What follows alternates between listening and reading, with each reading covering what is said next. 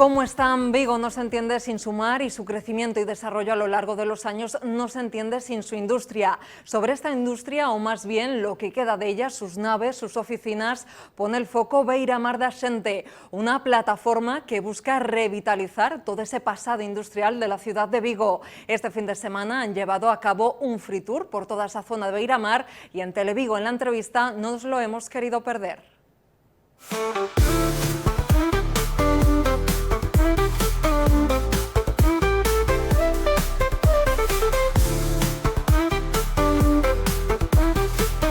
David Amoedo es uno de los portavoces de Beira Mar da Xente, esta plataforma que engloba a varias asociaciones, entidades de aquí, de esta zona de Beira Mar. Cuéntanos un poquito cómo nació esta plataforma, con qué objetivo. A plataforma surde un pouco despois de presentar as alegacións ao PSOE e non conseguir grandes avances na conservación do patrimonio. Pensamos iso, sen organizarnos e empezar a facer un pouco actividade de rúa, empezar a facer roteiros e buscar outro tipo de vías para conseguir, primeiro, a conservación do patrimonio industrial do barrio e despois tentar conseguir dotacións para o barrio. Nos consideramos que o barrio ten un carecemento moi grande de dotacións, non temos espacio para a xuventude, non temos bibliotecas, non temos aquí preto pois, unha piscina municipal, un pabillón para a xente do barrio, centros xubilados, que pensamos que este tipo de edificios serían perfectamente aproveitables para ese tipo de usos. Entón, xuntámonos e fixemos propostas concretas para ir iso, con propostas sobre a mesa sobre cada un dos inmobles de patrimonio industrial do barrio. Nesas actividades de rúa que facedes, este roteiro, este free tour que celebrachedes o pasado fin de semana aquí nesta zona de Beira Mar. Por que un roteiro como este? A idea do roteiro é dar a coñecer o que hai detrás destas paredes, non? Porque moitas veces a xente vive coa fábrica, pero xa non se lembra do que se facía aí. E a maiores, pois, como última opción, pensamos en tentar solicitar a Xunta a declaración de ben de interés cultural de algún destes inmobles. E o que recaudemos do roteiro pois irá para os custes de tasas, de algún informe técnico que teñamos que encargar ou alguna cousa polo estilo. Pero sobre todo iso, que a xente sepa a historia destes edificios, tanto xa non só a historia pasou isto, senón valor cultural, valor artístico, valor social, valor arquitectónico que teñen todos estes inmobles. Este roteiro concretamente o titulachedes como o derradeiro, porque despois desa aprobación do PSOE, no que se celebra este roteiro, esa recente aprobación do PSOE, quizáis moitos destes edificios, destas instalacións, perderánse.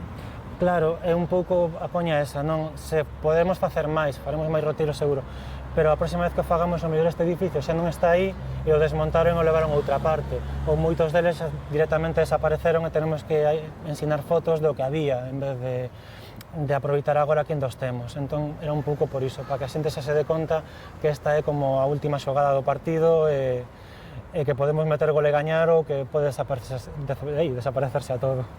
Por exemplo, ante este edificio no que estamos, cal este edificio, que nos podes contar del? Estes eran os talleres Salonarti, era un taller de mecánico de artística. E a artística era, dentro de que Vigo é unha cidade industrial que naceu da conserva, a artística era a auxiliar máis importante dentro do que hai en Vigo da conserva. Dedicábase a facer latas e estampación en lata. Eles facían todo o proceso. E despois, a parte xa de iso, de ser unha auxiliar moi importante, seguir activa a día de hoxe, non unha empresa que comezou no 900 e que aínda no 2021 pudo adaptarse a todos os cambios económicos do século e seguir funcionando noutros polígonos da cidade. Foi unha empresa que tuvo unha labor social moi importante. Pois, durante a Guerra Mundial, polas penurias que había, fixo economato a precios de custe por empregados, tiña unha casa cuna, tiña un servicio médico, onde ti como empregada segabas co teu fillo, deixabas, encargábanse as 8 horas del, o collías e ibas para casa. E incluso foi moi importante porque, aparte da conserva, a metalgráfica foi un punto de entrada da muller no mercado laboral moi grande.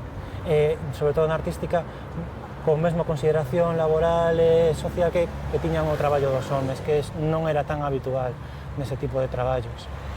Na súa fachada lemos 1919, entendo que é o ano da creación desta empresa. Cando esta empresa deixou de traballar?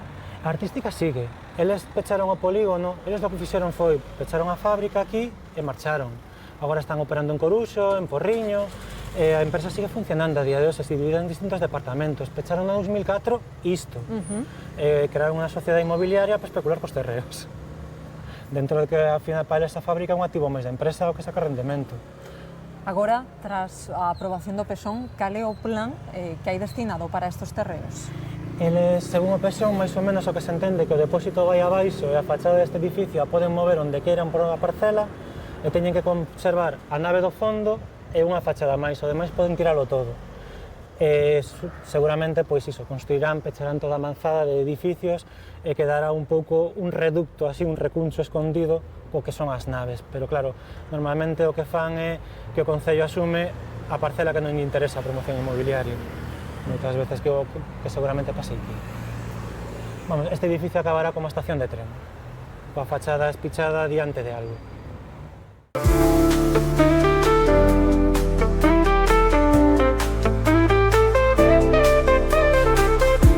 Ángel Vila, outro portavoz desta plataforma Beiramar da Xente, estamos aquí ante outro edificio moi singular.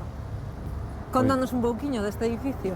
Conto vos, aquí Albo leva desde principios do século XX facendo aquí unha labor empresarial moi importante que foron as conservas, non? Porque temos que ter en conta que toda esta zona, Vigo, é industrial gracias ao mar. A partir do mar, de aí se empezou a formar Vigo. Os pesqueros, os mariñeiros, as fábricas de conserva e despois, posteriormente, os frigoríficos. De aí sale Vigo. Mentalicémonos de que Vigo é e foi e será sempre industrial. Entonces, Albo é un exemplo, non, de, mira, aquí temos unha arquitectura racionalista do arquitecto Genaro de la Fuente, donde mostra un pouco como eran antes as fábricas, non? As fábricas levaban o sello de identidade pois da época e da familia en cuestión, non?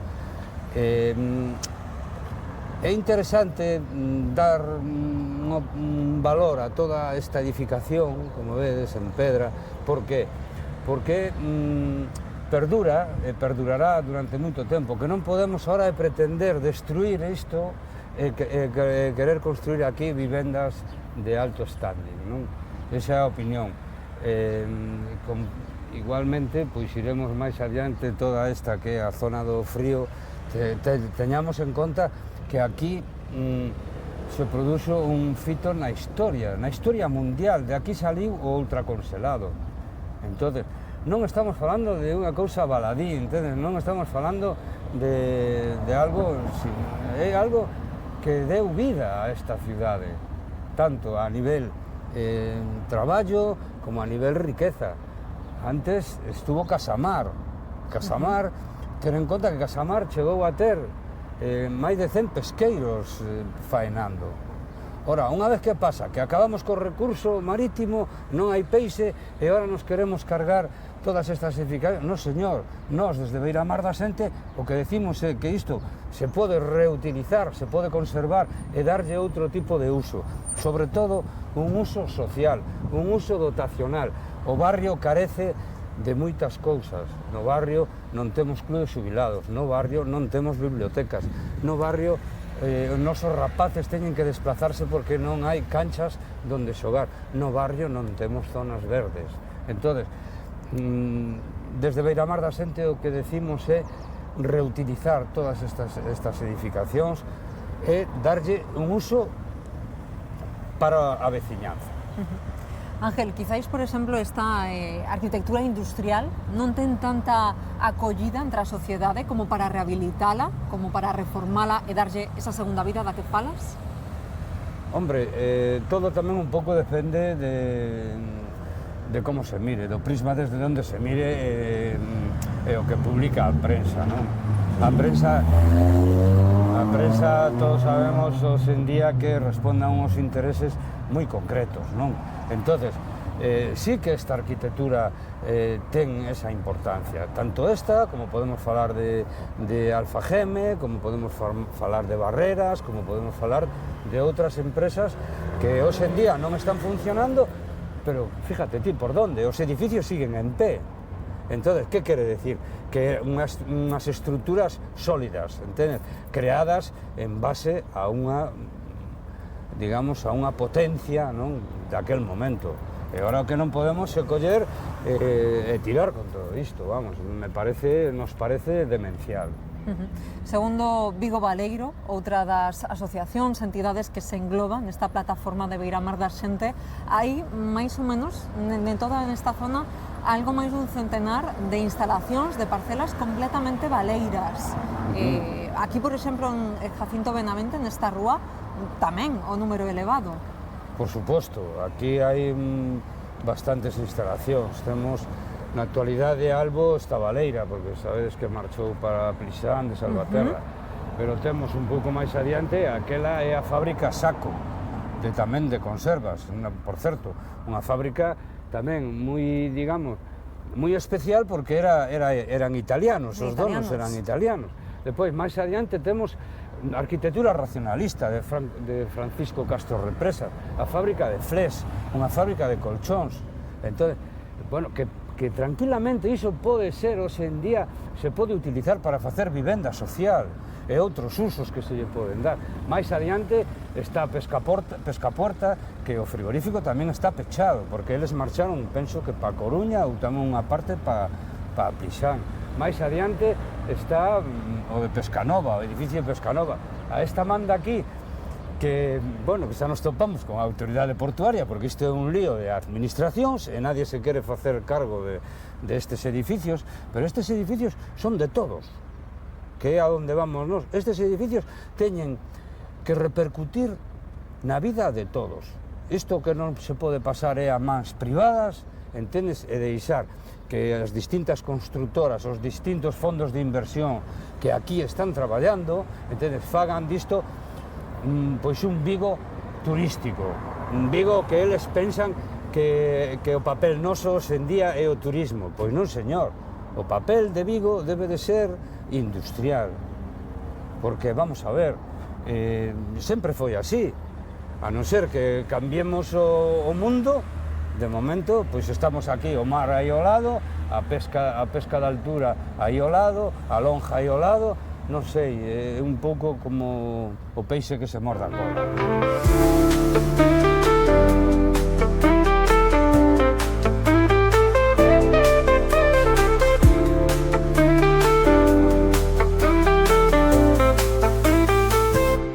David, estamos agora sobre a parcela onde estaba Casamar.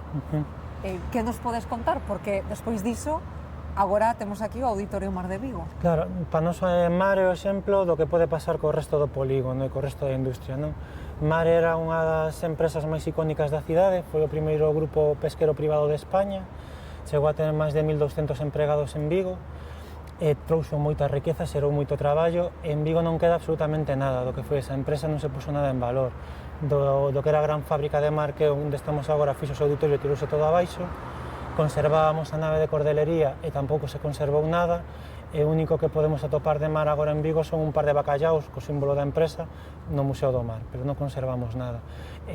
Danos un pouco de pena, non, porque iso, como cidade industrial, teríamos que ter en conta máis estas cousas, xa maiores do que supuxo o Mar de revolución a nivel da pesca, non? Porque eles montaron unha especie de nova organización do mundo da pesca na que ti como armador tiñas un barco e o cedías á empresa sen perder a propiedade do barco, e entre todos os armadores baixo o selo de Mar compraban suministros e vendían, para así conseguir suministros máis baratos e vender a mellor prezo. E iso daquela non se lle ocorrera a ninguén, e foi un modelo de negocio desenvolvido aquí en Vigo, e que iso tiramos todo abaixo e non lle demos o valor que deberíamos darlle como cidade industrial que somos. Por iso, ese escrito, non, que queredes facer a patrimonio para que algúns destes edificios, algúns destas instalacións, se sean protegidas baixo o marco de Vic. Exacto, porque consideramos que hai cousas aquí que xa trascenden a Vigo. Por exemplo, as naves de Pescanova que temos aí, Pescanova xa foi unha revolución na pesca a nivel global, coa introducción do ultracongelado. Era un modelo de negocio que non existía, que se desenvolveu aquí en Vigo por galegos, porque os Fernández eran de Lugo, e que iso cambiou o que era o concepto da pesca a nivel global. É algo que nos parece suficientemente importante para que teña un tipo de protección e de posta en valor. E todo isto que temos aquí agora abandonado eran as naves do frío. Era onde chegaba o peixe ultracongelado de alta mar, e dende aquí vía Vigo se distribuía por toda Europa. Chegando a ser iso, Pescanova chegou a ser a primeira industria pesqueira europea e tiña a flota de rastreiros congeladores máis grande de Europa. Foi unha revolución nacida aquí, unha revolución viguesa. Unha revolución viguesa a nivel global, algo que cambiou a pesca a nivel do mundo inteiro. E que, pois, posiblemente isto é o último vestixio que temos de pesca nova en Vigo, se todo sigue como parece que está planeado, ir abaixo en Vigo, que creamos iso, a pesca ultraconservada, cando veña alguén non podemos enseñarlle ningunha nave desa época, nin ningunha fábrica desa época, porque as teremos tirado todas, e teremos que ir a Redondela ou teremos que ir a Mos para enseñarles algo novo do que queda diso. Un abandono, por exemplo, destas naves do frío, que hai anos que comezou aquí na cidade. Claro, isto parte veu da quiebra de Pescanova e outra parte pois xa é da burbulla inmobiliaria. Isto vai acabando en máis de fondos de inversión, se crea un novo modelo de explotación para esta zona no que ao principio as naves ian ir á cidade do Frío a Matamá e ao final ese polígono quitouse do Pexón, entón foron a Ningures, as empresas mentres comezaron a especular cos terreos e quedou así todo enterrado en ninguén ata agora que sai o Pexón. E que iso, o Pexón só lle dá protección a 2, 3 elementos e permite arrasar con todo o demais. Que é o que propoñedes dende a plataforma, dende Beiramar da Xente? Nos fixemos un montón de propostas en sí concretas para edificios, por exemplo, nos propoñamos que este pasase a usos dotacionais, que aquí se pudiera facer, por exemplo, un skatepark, que se pudiera facer exposiciones, concertos, locais de ensayo para a xente do barrio. En Pescanova aquí nosotros propoñamos que o collera a universidade e fixera unha residencia a estudiantes. Os estudiantes en Vigo só teñen residencia no Cubi, e este edificio son grandes frigoríficos en altura de formigón, perfectamente adaptables para a vivenda. Ti só tes que abrir ventanas, reordenar un pouco por dentro, abrir luces, e ti aquí poderías facer un edificio de pisos tal cual está o bloque, poñendo en valor esa arquitectura, conservando algo de maquinaria e dignificando un pouco todo o que é a industria e toda a historia da cidade. Pois David Amoedo, moitísimas grazas, Beiramar da Xente, por facer esta ruta con nós, este percorrido por este Vigo olvidado, moitas veces, este Vigo industrial. Moitísimas gracias a vos, por suposto. A vostedes, moitísimas grazas por estar aí un martes máis en la entrevista de Televigo. Recorden que poden volver a ver este programa a través da nosa carta en televigo.com e tamén a través das nosas redes sociais. Graciñas.